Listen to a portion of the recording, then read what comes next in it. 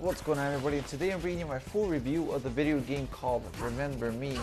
Now, if you've been following me on my channel, how I break down my reviews of video games, I basically give you a preview of the story, you know, give you some little details without spoiling it too much, and also move on to another section called the graphics, whether the graphics look pretty good. You know, everybody likes the graphics, you know, depending on who plays the game. Some care more about the graphics, some don't really care about the graphics. But in this case, I'll tell you how it is. If it's good, if it's not, if it sucks, if it's 8-bit or stuff like that. Next section will be about the sound, whether or not the sound will be enjoyable, the soundtrack will goes along well with the game, stuff like that. Next, whether the controls, whether you can master the controls really quickly, whether it's a bit confusing, whether it's just like average, and after that, I tell you my likes and my dislikes about the game, and finally my rating of the game. So enough about that. Let me tell you a bit about the story. So it takes place in 2084 in Paris, or how this game calls it, Neo Paris. It's about the Memrise Corporation has invented a new brain implant called Sensen. Sensen is where users can upload and erase memories. So for example, you have a bad memory of a horrible breakup, well, with that brain implant you could simply erase that memory and you have no memory of that breakup, you know.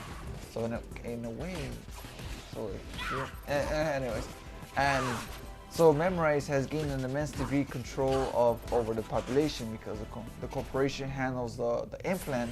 So Memrise has basically have, you know, control over the population. Now this kind of pissed off a few people, well, not a few people, a lot of people, and they joined up together and to bring down the Memrise Corporation, and those rebels were called the Errorists. That's when they recruited an Errorist female fighter called Millen, and she joins the fight with her special ability of remixing memories. So in other words, she could remix the memories how she feels like. So she could put in your memory like, oh, you were a doctor even though you were never a doctor, you know, stuff like that. Or she could pretend that you forced someone to kill a guy or a girl that you never did before, but in your memory, you have memories of that being happening. And so she joins the Errorist group to bring down the Memrise Corporation. So you go through the whole game trying to figure out how to break down the corporation. And it is a pretty interesting story, how it's on the future, how each section has their own, you know, has their own poverty section, has their own rich side of the sections. But in this game, there's a certain what do you call those? Mutants? There's like some mutant people. They OD'd, or something happened because of the Sensen. They got too much memories. You could basically, these guys got basically, what do you call it? They turn on to subhumans. There you go, subhumans, and they're trying to fix that error with the Sensen again, even though Sensen's probably the one that caused it. So they're trying to convert them into slaves so they could be their workers and everything without paying them or something, you know, something like that. Anyways, so without spoiling it too much, you go around trying to figure it out how to stop the corporation of Memrise. And as you're going through along the story, you'll be like, oh, this and this and that. And it's a nice storyline, but I'll tell you a little bit more what I didn't like about the story in my dislikes. That's a little sneak peek right there. So next, moving on to my next section, it's called the graphics. And the graphics in this game, I gotta say, they're actually pretty good. I gotta admit, like the scenery looks pretty good. Especially Nilin, who's like basically the main character, she looks pretty good.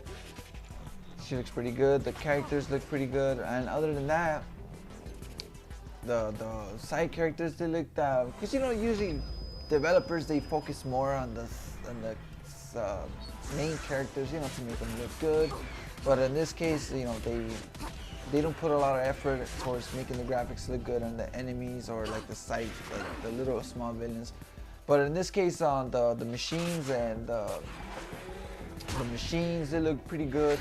The subhumans look pretty good. The whole game looks pretty damn good. And well, in this case, in the PS3, in which way I played it, and that's just pretty much it. Oh, and no, that's just pretty much it. Graphics in this game are pretty good. Now, next, moving on towards my sound section. The sound in this game is actually pretty good. They have a, what do you call it? The soundtrack in this game is actually pretty good. It goes, well, I guess they try to go with the techno-ish, electronic kind of music. No, not electronic. I'll just say techno. Since it is the future, 2084, it's been, that's like, what, 60 years from now? No, not 60, 70 years. Yeah, we'll be all old by then. Unless you're like yeah, you'll be old. And hopefully my channel's still up by then. Anyways, so, you know, it's the future, you know, they have like some weird ass music. But anyways, the music goes along well. So it's whenever you have the battle, the fights with the police or with the subhumans, you know, they do attack you. So you fight these, the music changes to like a more faster pace, a better type of music. And I gotta admit, it's not that bad in this game. It's pretty good. Okay, about that. Now moving on towards the next section is the controls. The controls in this game, when it comes to fighting games, this is probably one of the easiest that I've ever played. It's just tapping. It's, you know, it's like old school, you know, the little Nintendo like A and B. It's kind of like that, just 4 buttons, and you can do a bunch of combos with those. Square, triangles, circle, X is probably to, what was it to evade? X or R2? I don't quite remember. You know, stuff like that. It's just it's simple.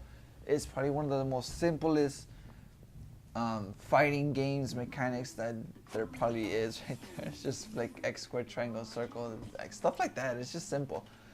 Alright, now I'm gonna move on towards my like section. What I like about this game is the combo creation. You can actually create a bunch of combos, mix and match different sorts of combos during the main menu. And then not only that, it also comes with benefits called presents. These presents allow you to gain health, sort of, what is it, Fury? Yeah, like Fury, you could do special combo attacks, like EMP sort of attacks with the combo creations, and that's pretty interesting. That's pretty cool. So you're low on health, you do these combos, square, square, triangle, and when you hit the enemy on the triangle, you gain a block of health, which is pretty cool. Not only that, the story is pretty interesting. I do like the story overall, and what I also like about this is the remixing memories. Whenever you're doing that to your opponents or your enemy, that is pretty cool. So you basically go inside their brain and you're remixing the memories, and you're like a video editor in a way. So you have the whole timeline, and basically you can't really fail unless, well, you could, but the game won't let you fail. So you have to go all the way back and find the little mistake that you have to edit. There you go. I will say that, edit, and then to accomplish your goal.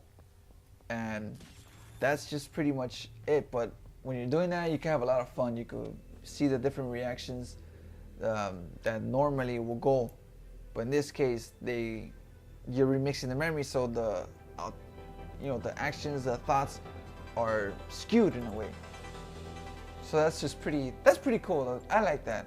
The whole remixing is something new, I guess it's new, something like that. But I haven't come across a game that has that type of remixing shit. Anyways, now that's like one of the things that I like about the game. You know, the fights, the combo creations, presents, interesting story, remixing memories is pretty dope. Now, what I don't like about this game, now I did mention I like the combo creations. The fights are good, but the thing is, the combats are slow. It's almost like the whole fighting mechanism is similar towards like Batman Arkham City, Batman Arkham Asylum, you know, stuff like that, or what other game? You know, games like that, the fighting games, like especially Batman. That's a good example. But the thing is, Batman is not slow. It's towards like mid to pretty quick. You know, the combos are da da ba ba. Yeah, I'm making sound effects. But this game, the combos are slow. That means ba ba ba. I'm giving it a sort of example. I'm pretty sure you've seen it during the gameplay right now as you're watching this. You pretty much like, whoa, it is kind of slow, and that slow is just like, it takes forever kind of to take down your opponents, even if you're doing like strong combos with your Furies. And it's just like really slow, and it's just like a pain kind of. It's a little annoying that I didn't like about the game. Alright, so now there's another thing that I did dislike about this game is that there is a kind of a lot of bugs, glitches in a way. I glitched out of the area a few times. It's like, oh, what the hell? Whenever I save, I had a checkpoint and I saved it. I didn't respond to that checkpoint. Went all the way back to the beginning. So which is like, what the hell just happened right there? There's a lot of bugs and glitches that I came across. Like just to name a few. I just said that I was glitching out. The voice and the subtitles were off. No, not the voice and subtitles. The voice and the animation of the mouth moving were a bit off or something. Sound wasn't coming out for some reason. I always had the subtitles on. The subtitles were on, but no voice was coming out, which is like, what the? What's going on? There's a little few bugs that probably needs to be worked out, and it's probably already have in this new version. But I don't know as of yet. But I'm reviewing it as that I played it. And the final thing that I didn't like about this game was pretty much the ending of this game. I won't say it because that's a spoiler right there. I'm just saying it, like, especially what really killed it for me was the last boss. I'm like, oh really? This guy was the last boss, and that kind of like, I'm like, oh dude, what? And it was pretty easy kind of. So that really killed it for me. I don't know about you guys, whoever played this game. The last boss kind of killed it for me. I don't know if it killed it for you, but it kind of did for me. I was like, it could have been done better, in my opinion. But that's just how it is. And if you want to know why, just you could just YouTube it and see who's done the ending. I mean, this game is alright. This game is not that bad. It has its puzzles, it has its fighting mechanics, which are pretty good. But the combats are slow. But the story is interesting, just like, except for the ending, of the boss kind of. The remixing is pretty cool. Stuff like that. But the graphics are not that bad. But yeah, the ending just kind of left a sour taste for me. But other than that, this game is actually good.